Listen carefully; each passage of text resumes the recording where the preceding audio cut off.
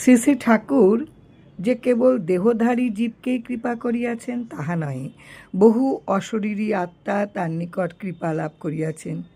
চাঁদপুরের একদিন সকালবেলায় ঠাকুরের নিকট বসিয়া আছি। ঠাকুর একখানা তক্তাপসের ওপর বসিয়াছিলেন। নিকট অপর লোক কেহ ছিল না।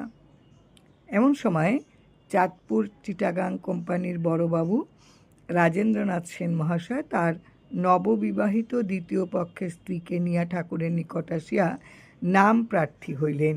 ঠাকুর রাজনবাবুকে সস্ত্রীক নাম ও তৎসঙ্গে উপদেশ দিলেন।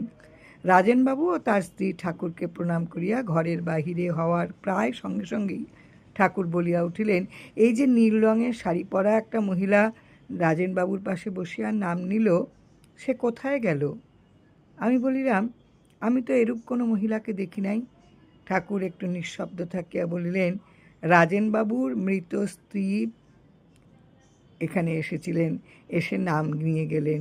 তিনি অশরীরী কিনা সেই জন্য আপনি দেখতে পান নাই। নাম নেওয়ার পর তার আত্মার মুক্ত হইয়া গেল। তার স্মরণে উপেন্দ্রনাথ বন্দ্যোপাধ্যায়ের লেখা জয়রাম জয়রাম।